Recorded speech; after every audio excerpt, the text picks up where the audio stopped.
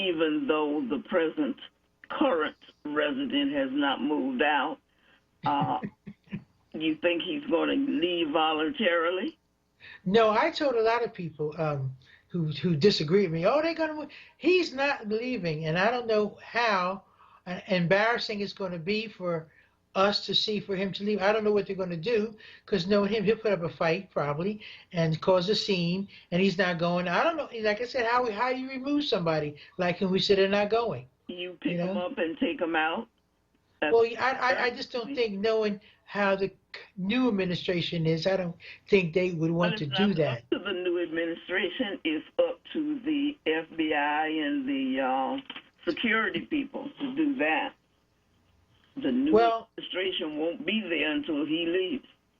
well, And like I we said, know that we doubt that he is going to, of course, have the sit-down meeting, which is customary, and leave the letter for the incoming president. We don't think, but I think that he's going to leave a lot of trouble for the incoming president. So, I don't think he's leaving us. I think he's going to start a new trouble for well, the no, I mean in administration here. terms of having done things that people they don't know anything about, that he's going to have to try to undo, such as a lot of executive orders and a lot of changes in some of the, especially in the big companies on the environmental side. Remember, he was very much against that.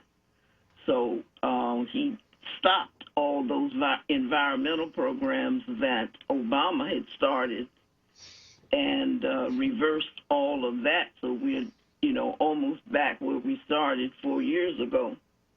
So that's going to have to be redone. So I think it's going to be a mess, but I think that people are ready for it. I just hope that it doesn't get outside of the Capitol and all of his followers also decide to, put up a fight and a fuss. That's Well, my prayer. well, Jetty, one thing about you, that's why we're a good team. You are very, very optimistic person. I am not. Right. I'm a pessimist. Yeah. And Yeah. I believe that he's going to do a lot of things that is going to be harmful that may not be able to be undone at this particular point. But he can still make appointments to people and do things like that Yeah. before he leaves. So like I said, I just people who I try to think about if you were in school, you're a little girl, there was always a group of people that were like bullies in a way and did this. And they never changed. They got worse. Yeah. And like I said, I just think he will probably want to show and do something to show that even though he didn't win the second term, Well, I think but he's he'll going to be, do that too. But they'll get him out. Yeah, I think well, that he is going to do as much damage as he can. So I agree with you wholeheartedly on that. That well, anything he can do to make things bad for the new administration, I think he's going to do. well, I just hope one thing he don't have the right codes. Put it that way.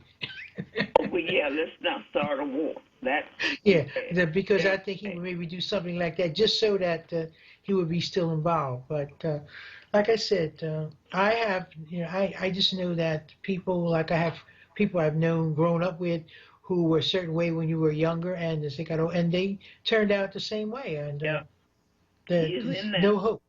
The other thing I wanted to talk about, though, was, City Council just passed a whole bunch of bills recently, some of which are really interesting. One is they're going to be requiring transparency with companies that are now doing the contracts. Now, I don't understand why this wasn't done before. This was something that, when I was on the SEPTA board, was done just routinely. They had to have certain information, and they had to know whether or not they were minority partners or they were going to hire minority partners for the work. But all of this will now be transparent, so we can see what is going on with the contracts and who they give the contracts to, which people have been complaining about, that they see all the out-of-state tags on all the work that's being done and work being paid for by the city. So that should help to ease that problem eventually. They also put in protections for the workers who have been laid off as a result of the pandemic, and the hospitality workers and the health workers. So that should be a help. They are mandating that these people get their jobs back. I think that's going to be hard to enforce, but I am sure that I am hopeful, though I said not sure, hopeful that if they pass the law, they also have a plan in order to make sure that it is executed and carried out by the administration. I am hope that that was a part of it. Well, who's going to be like a watchdog team to be able to?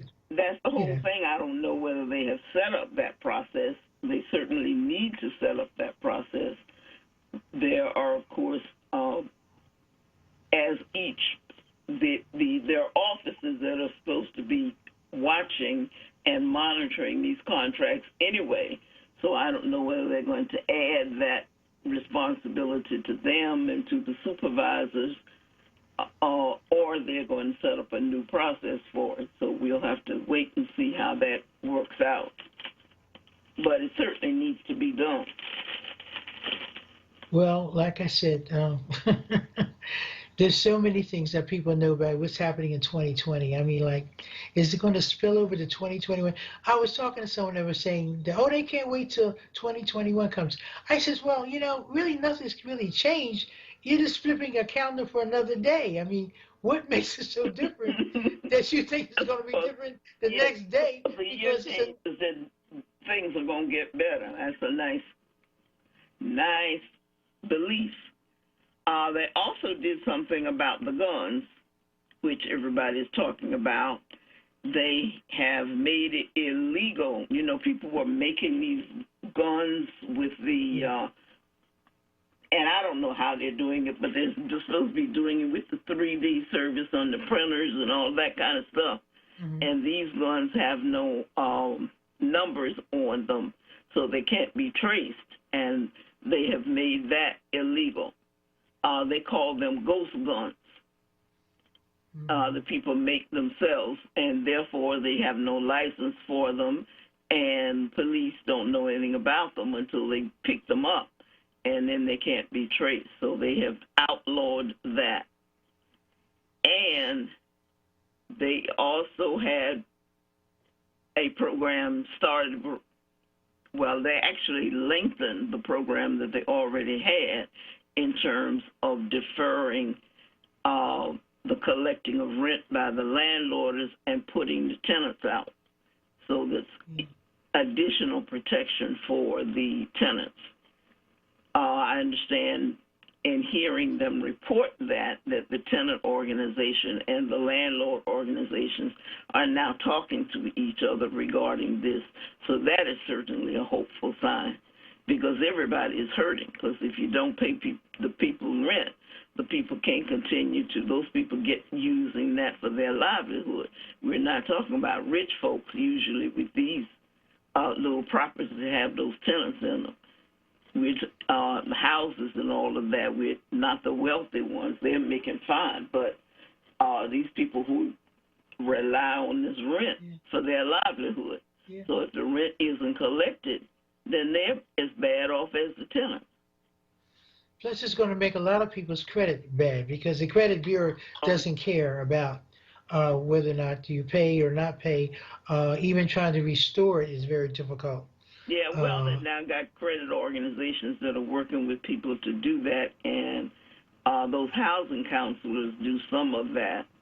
But there are other organizations. It's another payday for other people who want to get involved in that.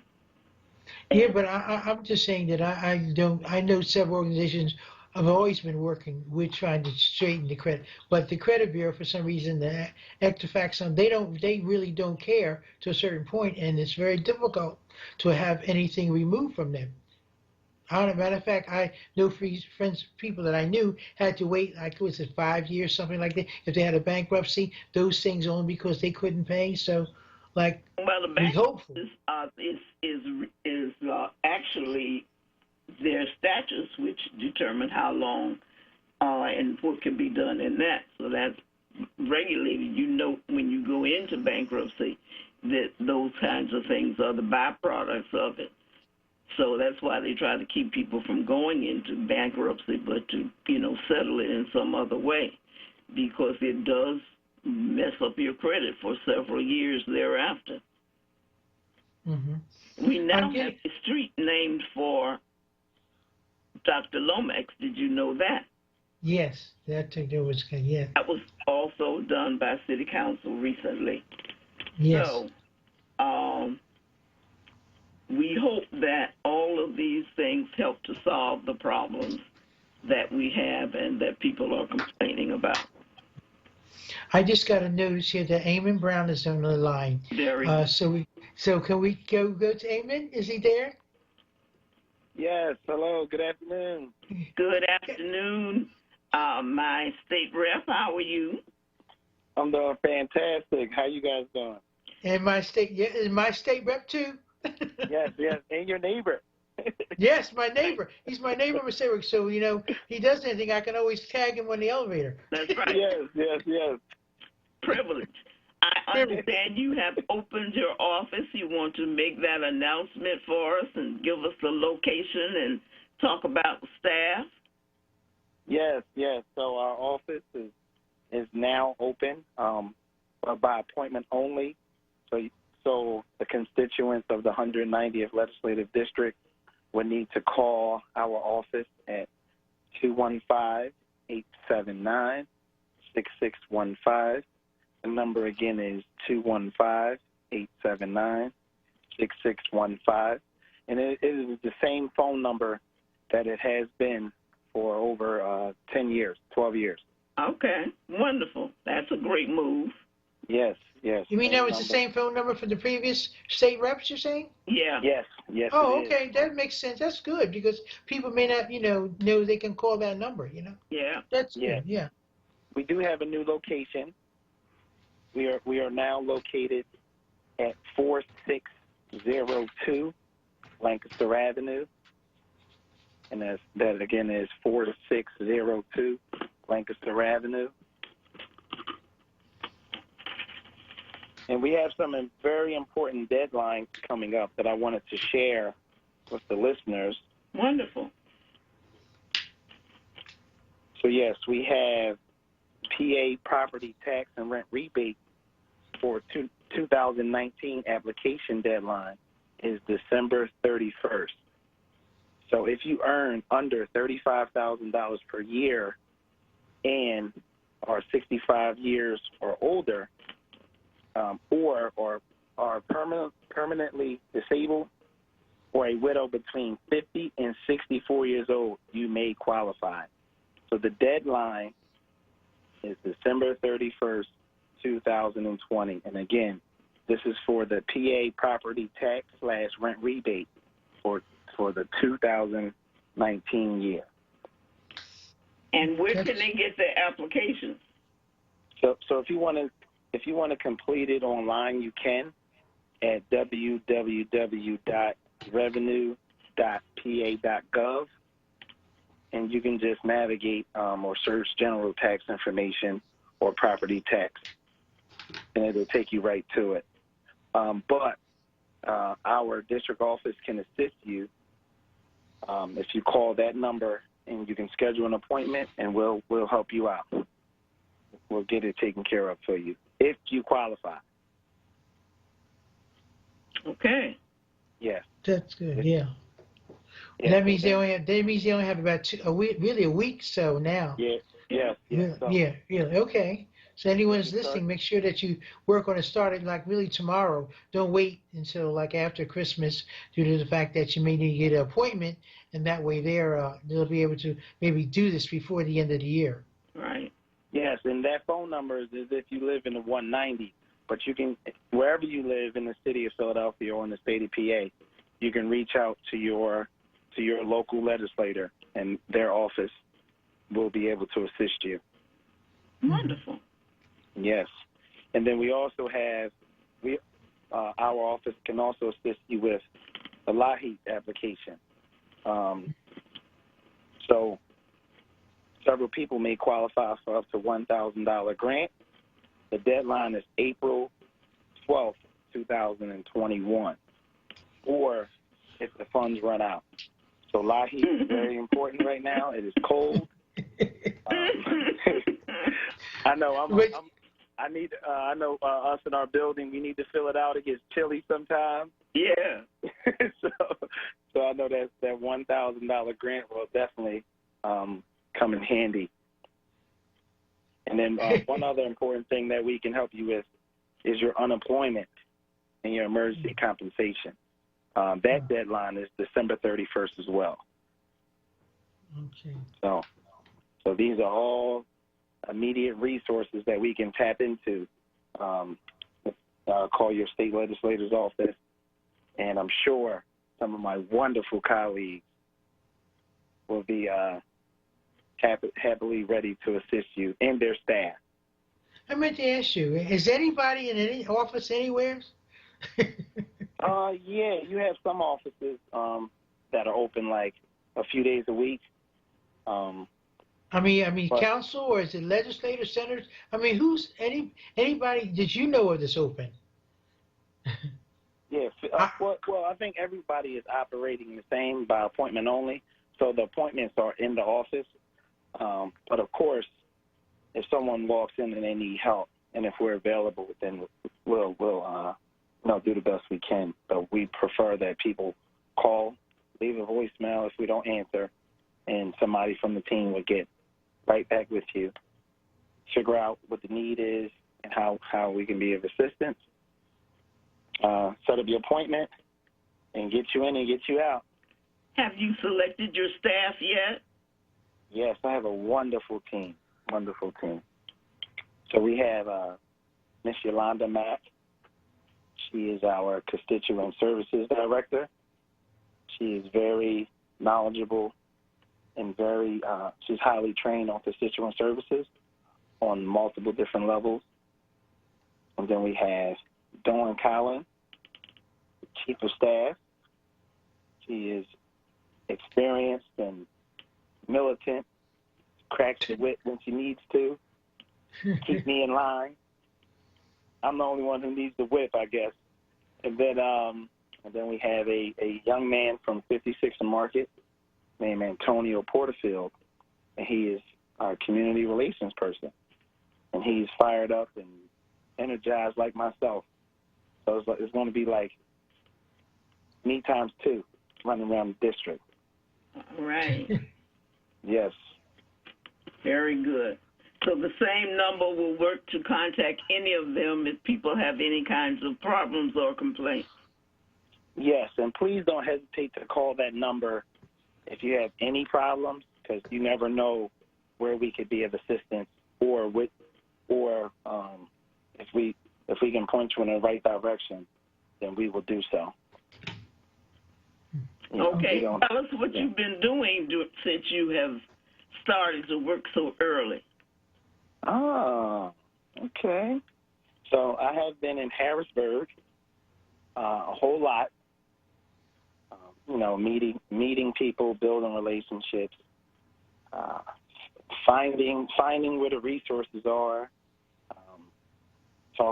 speaking with other legislators, figuring out things that they have done for their districts and how they were able to accomplish it.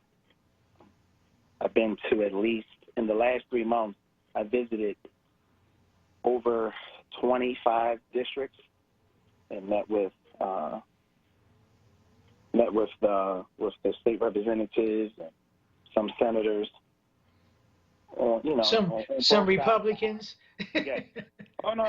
Look, I meet with them all. That's what I'm saying. Some Republicans. Yes. Yeah.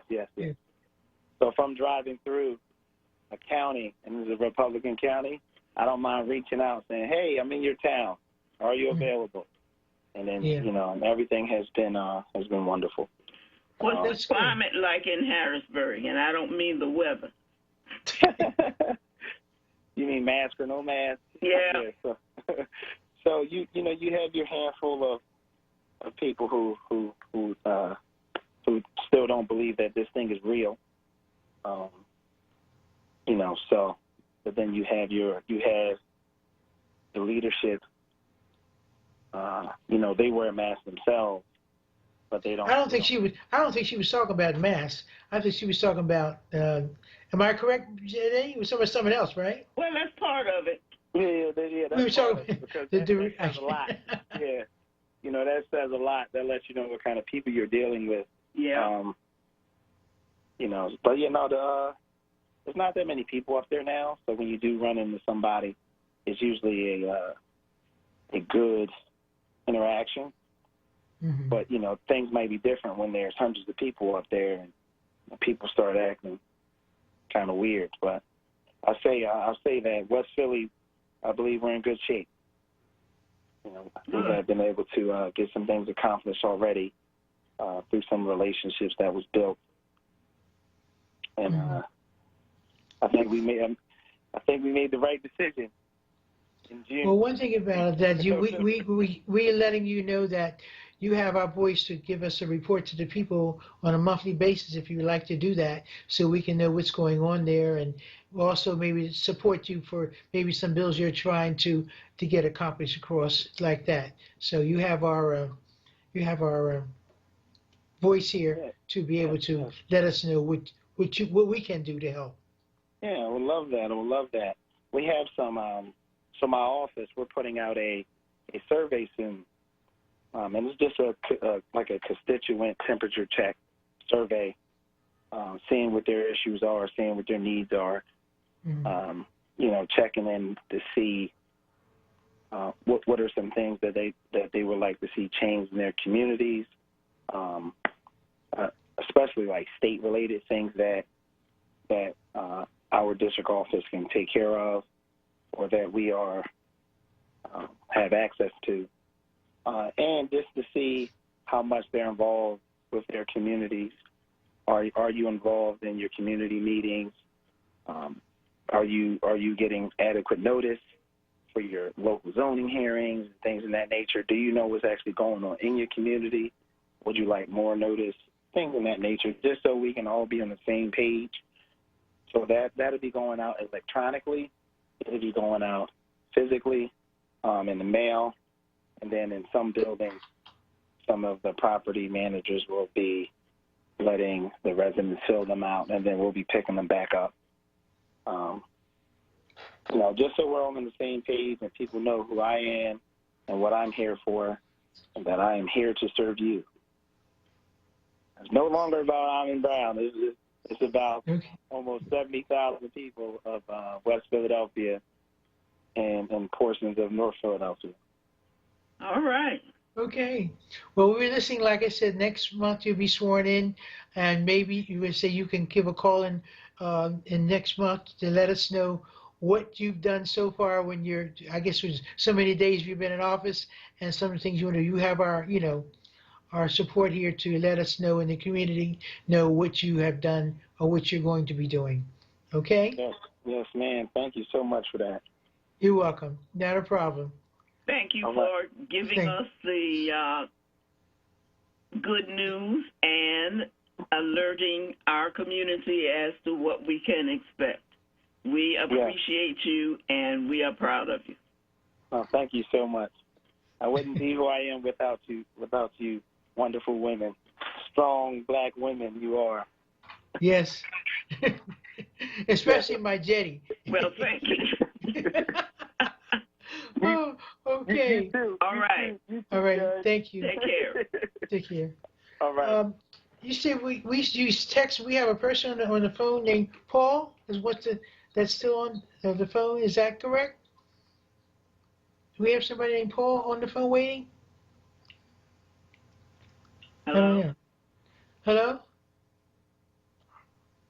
Hello? Speak up. Hello? Speak up. Are you on the phone, sir? I don't know. I thought I heard somebody say something. Oh, yeah, I did. Michael, is somebody there? He said the person they hung up, they hung up. That's what happened. I guess that we were on a bit too long for them. Yes. Okay. Okay. Well, listen, like I said, it's important that this information everybody get and make sure that uh, Eamon's office, new office area is 4602 Lancaster Avenue. In case someone didn't have a pencil and paper at the time to write that down. Right. And that way there you can call there and ask to be get an appointment because you don't have that far. I mean, like today's what, the 20th. He said the 31st is, you know.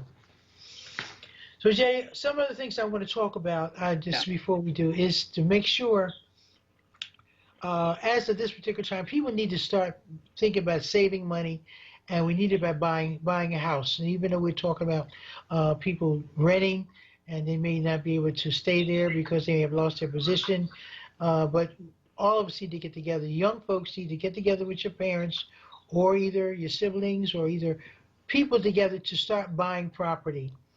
This way, that's the base investment you can buy to be able down the road to be able to have bricks. Bricks are most important. And not only that, but property right now it's a buyer's market. And yes. there are a lot of properties available. The agents are everywhere, and you can get some properties pretty cheap, depending on the neighborhood you're looking for. So that's always a way to build wealth. Yes, I started that. That's how I did years ago when I got married. I instead of buying a house, I said, let's buy a duplex, and I bought a duplex. And from there on, other investments. That's how I looked at things all the time. How to make your money work for you. Right. And this is, I'm going to say, talking about, I don't know how quick it is. Everybody's talking about the vaccine. What do you think about this vaccine, Jetty? Well, I'm ready to take it as soon as they are ready to give it to me. I think, first of all, the one that doesn't require the deep freezing, was a black woman helped to develop it. So from that, as far as I'm concerned, that makes it good. The other is that all of the healthcare professionals that I respect, black and white, have said that it was safe and that it went through all the proper procedures, even though they did it rather quickly. Fauci said that they were able to produce it this quick because of changes and improvements in the systems and the operating systems that they have to use in producing something like this. So the digital era that we are in is already proving to be a help. In some aspects, it's not going to be like a lot of people are going to be losing their jobs, as we talked about yesterday. But in terms of the vaccine, it was a plus. So, I mean, all those regrets and possibilities we've had. In fact, Michael Cord was debunking all of that on his show today. So if the angriest black man in Philadelphia is going to take the vaccine, it must be all right. Well, I don't know. I have a different opinion about, even though I'm about things that are cold. Like, I think the one that you have to make sure it's cold or freezing, whatever, to take that compared to the one that you don't need, maybe it must be a preservative in that one. No, that's how I feel. No. Don't start adding stuff. Well, I'm just saying, if I had to take it, I'd rather take the one that's, I guess, cold if I can get it. Who knows? They may not even give it to us. No, it's just a difference in the procedures and a difference in the product. Yeah, well, and all those rumors that were going around about there being some kind of tape or sticker or signal or whatever in the vaccine, that's not true. That has been proven to be not true. The tracking will be from the container, not the vaccine itself. And what they want to do is be able to track how they are using it and the effects. So it's it's not the individual that will be tracked, and there'll be no tracker placed in the individual in the skin when they get the vaccine. So that's another myth that we well, throw out the window. well, you know what? I was reading where they were talking about there's going to be a lot of fake people are going to probably targeted people about if you want to get it from us, whatever, and they say don't pay any attention to these ads that people are going to try to scam people on trying to get this vaccine. That's Make sure something. to get it from a verified, qualified, and our depend doctors are not going to be giving it, but they do expect that you can get it like from places like CVS and the Rite Aid health centers and the other health centers that are in the neighborhoods, which is why they've been put there, the medical centers. So you don't have to go out of your neighborhood to get medical care unless you want to, and you can certainly get emergency care from those centers. So people need to understand that. But don't be going somebody in the back of the car with a little valve that says they're going to give you a vaccine and you don't have for free or for not enough money. Please don't do that. Please. Well, you know, yeah, that's true, Jetty. I mean, like I was reading that. I said, you know, every time something comes out, there's somebody who scams something to try to make money off of it. You'd be surprised if they could take some of that talent they have and do it legitimately. It would be so good than trying to not do it, you know. Well, I was just reading in paper today about there's a new, reading in paper, I got it off Facebook, that there's a new grandparent scam going on. And, you know, they always pick on us old folks because they figure that we don't know anything and we're all doddering and can't think. Yeah. Where somebody calls, and I've had, this one has been pulled on me or attempted on me. And I've had it too. They called me. Yeah, they called me. And this is your grandson, and wait for you to fill in the name, and then they talk about how they're stranded somewhere and need some money. So you need to be very clear and know the voices of your grandchildren if you have any. And if it's not your grandchild, hang up. And if they're asking for money, hang up and call their mothers and find out whether or not it's true. Don't be handing out any money to anybody that says they're a grandchild because they called you on the phone. Well, you know, I've had it. They called me. They said, "Hi, Grandma." But, you know, I like to play with them on the phone, even if people call with this other stuff they get in. Yeah. I said, "Hey, how you doing?" He said, "Yeah." He said, "How you been?" I like to do that too, and it just drives my daughter crazy. Oh, I do, yeah. He said, "Yeah, Grandma." I said, "Where are you now? Yeah, are you in Australia or where?" And so it drives her absolutely crazy when I call. But I do it to all the telemarketing calls. The same thing, you know. They tell me, well, first of all, they call about Medicare and all that stuff. I said, "I'm only 27. I don't get Medicare." When the enrollment period is over, I don't know what to do. I mean, I've never gotten so many calls. Well, for some reason, I just think that they must get the number from, because my number's listed. Maybe they get it from, like, you know, I don't know, the Medicare people call, the people call about getting a mortgage. They call about the car, and it says, "Oh, yeah, we've notified you several times about your car insurance." Okay, did you hear Mike? Madeline on the line. I didn't hear you, dear. We said Madeline is on the line. Oh, Madeline. Oh, I'm sorry. Madeline, go on. Go ahead, dear. I've been on the line since. That's all right. That's all right. I'm glad you finally somebody told you. I called him back about 5 minutes ago, and he said, "I told her you were on the line." But anyway, we thank you so very much, Thomasina. This is just marvelous for you to give me an invitation to appear with the Dunn Report on your program, sponsored by Thomasina Towns. And I couldn't think of your middle name, so I didn't write that down. But let me just get to it real quick since we are behind. I got 4:54. Yeah, okay. The Dunn Report. Less than 5 minutes, we're going to try to keep speed it up. Blue. I'm sorry.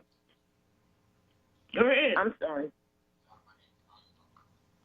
We're going to try to keep Georgia blue. This is the first time that Georgia has been blue when they went with the Democrats since 1992. And so it was a lot of work done down there. But still, 1 million people, 1 million black people did not vote. Bishop Reginald Jackson, at a drive-in rally outside a church in southwest Atlanta, where he had people gathered because he's the presiding bishop of more than 400 African Methodist Episcopal churches in Georgia.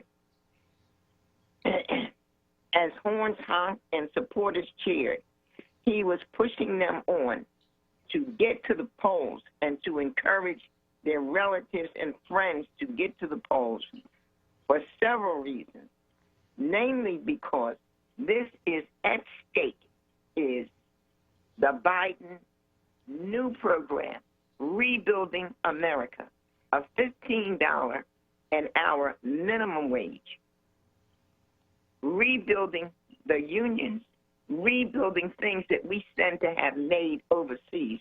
We're going to be making them here, which means we're going to have to work harder with our schools, et cetera. Because but Madam, tell them why Georgia, it's important what's that being these done in Georgia that they win these races. The whole country. Marilyn, tell you, like you said, why it's important. We must get this only because once we get the 2 senators in who are Democrat, then you can do all this. If we don't get the senators down there, it's going to be hard for Biden and them to do anything. Ladies, listen to this. This is the main piece. This is all goes together. If we don't get them in, it's the whole country. Right. That's why I say God has made Georgia the promised land. If we can do this by getting folks out, the 2 people that are running against him are both Republicans. Both Republicans have made exorbitant amount of money of selling stock. When they got the report from Trump of what had happened, which he didn't tell us about, they sold that stock. And they bought new stock in companies that would be making things and doing things. And they have made a ton of money. You know they didn't want to vote for $600 to go to the poor people while they trying working to put these together. They voted against it. They vote against the schools, things for the schools, or the hospitals. They have closed many hospitals in the South.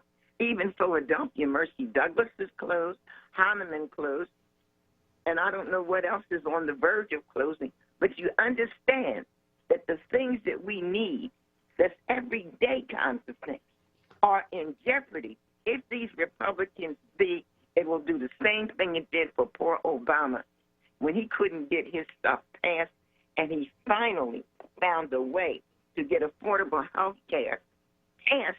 And Trump has been spending his last 4 years that he's been in office, trying to take it out.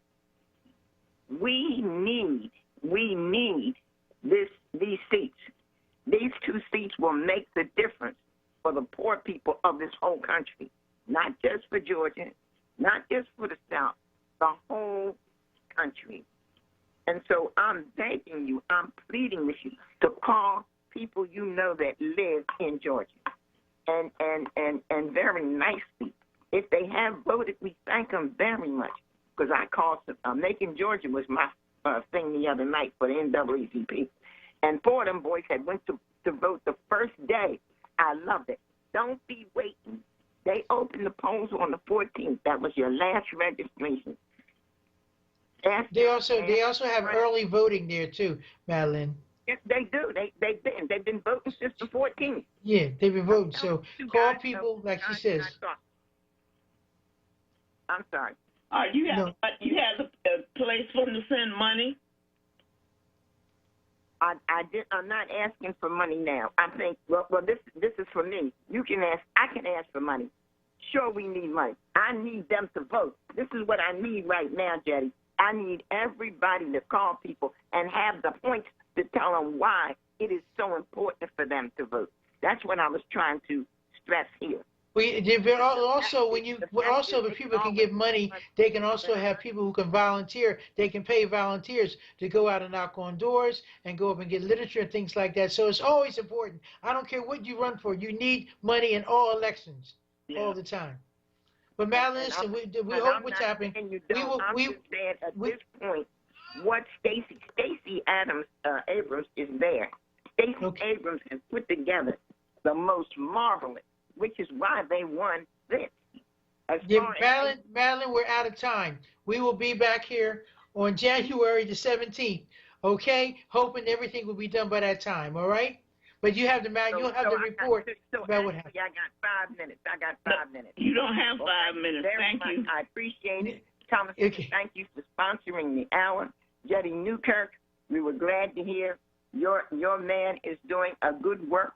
And when he talked about working for the whole across the Senate, and then we need to have a talk with him about our education system. If we want a difference, if we want changes for our people, we just need more love. Madeline, we are out of time. Yeah, we are out of time, Madeline. Okay, love you. Okay, so much. Thank you. Thank you. All righty then, Mike. We're out of time. Listen, everyone, we will see you in the new year on January the 17th at 4 o'clock. And like I said, just be safe again if we can, and try to make sure we can maybe get this. Your mask. Okay. Merry Christmas. Merry Christmas, Happy New Year, Happy Kwanzaa, and Happy Hanukkah to everyone. Jetty, I'll talk to you later. Love. All right. Bye-bye. Bye-bye. Thanks, Mike. Thanks, Mike. And he don't take no stuff.